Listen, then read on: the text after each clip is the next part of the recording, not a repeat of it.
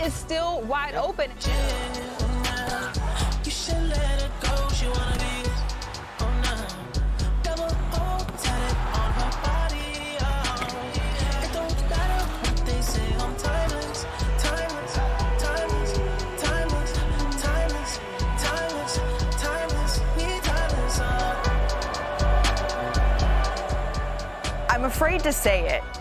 The East is more open than it's been in years. But I feel like every time you say that, then it proves not to be true. But in this case, it's because of injuries, right? Jason Tatum, Tyrese Halliburton. Nevertheless, the Cavaliers and the Knicks, they do have the shortest odds to win the conference. And speaking of the Knicks, they held their media day yesterday. Here's what they had to say about their starting lineup. It will materialize throughout camp. I think it's too early to go in and say, hey, this is what's going to happen. The roster, Leon and his group did a fantastic job putting together a talented, deep roster, and so you have to be methodical with your approach when it comes to declaring, okay, hey, these guys are going to start. Obviously, everyone being new to this is going to take some time, but very excited to get to learn more and understand his philosophies and his concepts, and I think once we get started, we're gonna go off to the right path. Yeah, I mean, if I don't start, I'll probably ask for a trade and go somewhere else. So the good news is Knicks fans are wonderfully patient, right, about who their starting lineup, what that is going to look like here. Tim, you were actually in the building before you jetted cross country to come visit us here in Los Angeles. So fans are saying, wait, we don't know who our starting lineup is going to be, but you were actually there. What's your takeaway? Yeah, I mean, my takeaway is that it's going to be one of a couple of options. Yeah. We'll start with the one that we just ended with Josh Hart, right? He started 77 games last year, obviously was a huge part of their team. If Josh Hart is going to be out there in the starting lineup, that's probably going to be allowing the Knicks to play as fast as they want to do under Mike Brown. That's one option they have. Another option they have is to go with Mitchell Robinson at center next to Karl-Anthony Towns. They did that in the conference finals against the Pacers at Josh Hart's suggestion when they were struggling in that series. That's probably their best defensive lineup. And then the other way they could possibly go, Malik, is they could start Deuce McBride next to Jalen Brunson. Now, yesterday, Mike Brown talked a lot about wanting to get Jalen Brunson off the ball, wanting to get more threes in transition. And if you want to space the floor and have the best shooting out there, Deuce McBride of these three options is the best shooter of them. So there are a few different ways the Knicks could go, which is interesting given this is a team that spent so much time with those five guys. Yep. OG Anunoby, Mikal Bridges, Brunson, Towns, and Hart on the court together last year. But I do think one of the big storylines of the preseason across the league is going to be what direction Mike Brown wants to go with that starting five and what it means for the trickle-down effect for the rest of the Knicks roster. How do you view this, Perk?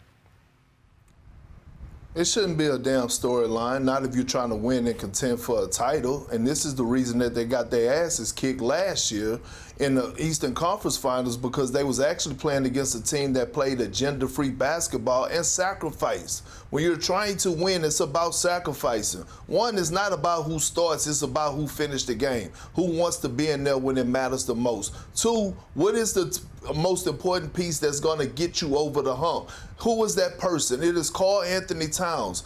How can you put him in the best position possible defensively? You know how? By letting him play the four. Don't have Karl-Anthony Towns being your five and your center to be your anchor defensively. We saw the success that he had when he was in Minnesota playing alongside Rudy Gobert and letting Rudy take on all the defensive assignments. If I'm Mike Brown, this is not even a question. I start Mitchell Robinson. And if it's about winning, everyone has to fall in line. If it's about accomplishing a goal that's bigger than any individual, the best thing for them to do is to protect Cat, protect his defensive liabilities, and the only way to do that is by starting Mitchell Robinson alongside Karl-Anthony Towns for defensive purposes. The only thing I'll add real quick to that, Perk, is everybody did say all the right things yesterday. Like Josh Hart said, whatever decision Mike Brown wants to make, I'm not worried about starting or not, even though I think I'm a starter in the league.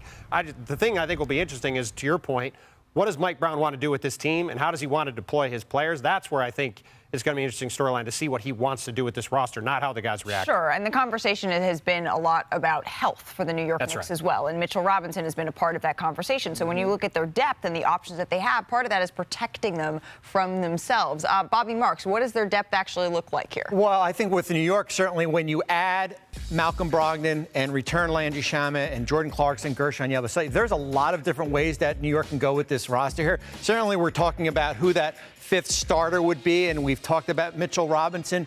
I think the big thing, too, to look at is does Mike Brown use Jalen Brunson off the ball a lot more? And you can go with certainly Malcolm Brogdon as far as putting him in there. Tim mentioned Deuce McBride.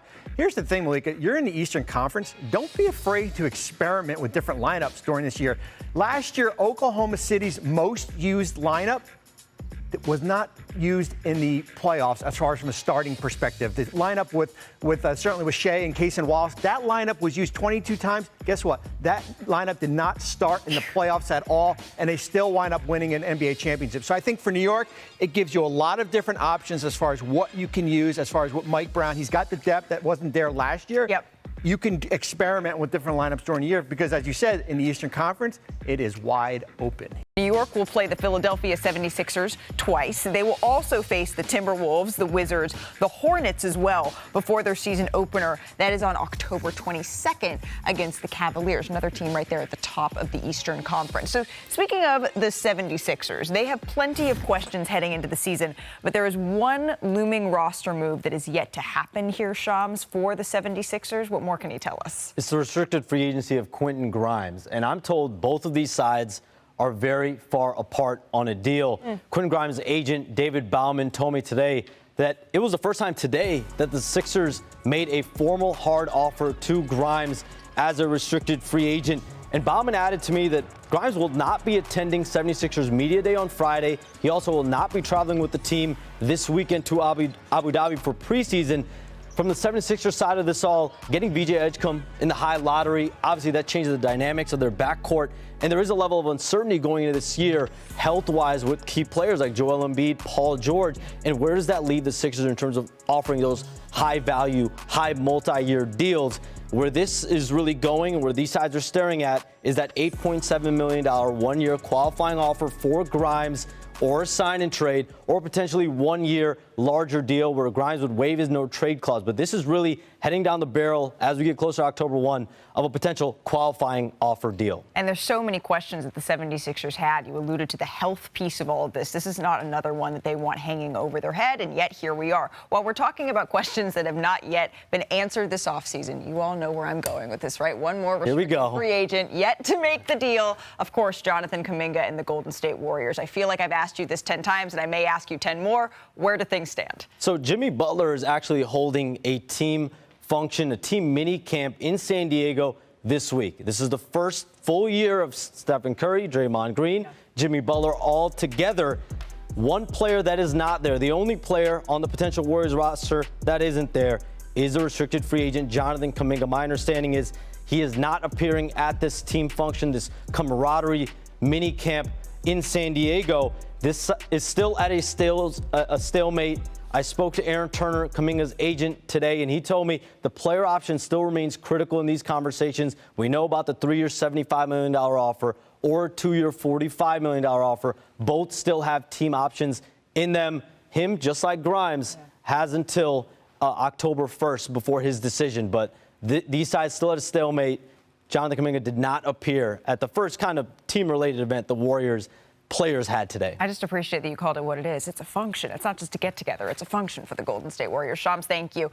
Media Day, though, it's come and gone for 4 of the 30 teams in the NBA. So what do you say? Let's recap some of the highlights, shall we? We're going to start in Brooklyn. That's where new swingman Michael Porter Jr. had some thoughts on his new commute. The traffic is tough. So I shipped a car out here. I was figuring out, can I drive? And I'm ended up being like, no, the $250 a day of Ubering is worth it out here. Because I had a car in Brooklyn, ain't worth it. New York is different. Bobby, any advice for MPJ on handling that New York commute? Listen, I can save you $240. Get a Metro card here. Get on the subway. Go from Brooklyn to Manhattan here, and you can save a lot of money per day by doing that. He's got to learn his geography. I live in New York. You can't be spending $250 a day going to the practice center. Guys, I took an Uber from Vegas to Los Angeles the other day because I had to. Woof. I feel him on that price. From New York to New Orleans, DeJounte Murray. He spoke yesterday at Media Day. Take a listen. I could run 10 down and backs in probably 57 seconds. And this is just from all the work, you know what I'm saying? I think I could beat a lot of guys one-on-one right now, if I'm just being honest with you. And that's just the confidence. That's the work I've been doing, like I said, 6 days a week, twice a day. But the beauty of it is, there's no rush. I don't feel rushed by nobody. Everybody's on board. And like I said, I'm just having fun. Well, that's good. But Shams, DeJounte Murray only played 31 games last year. When could we see him back on the floor for the Pelicans? Malika, he's making progress. He's doing a lot better. Every single day he's doing a little bit more. But this is an injury that occurred late in January. The surgery for this Achilles tear was early February. So I would look at right after New Year's, that New Year's area, as to where DeJounte Murray can start to pinpoint when he could make his return. All right, New Year's it is. Sticking with the Pelicans here, new center Kevon Looney asked about his status on his new squad.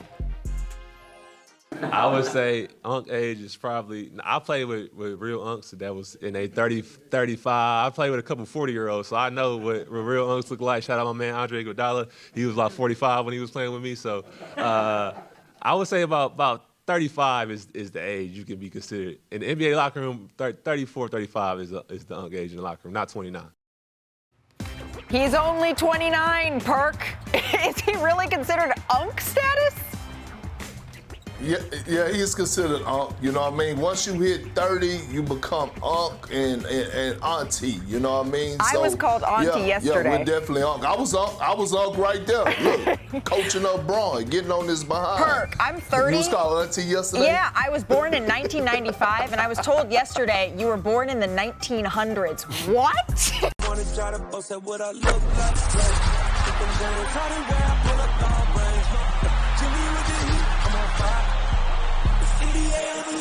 NBA,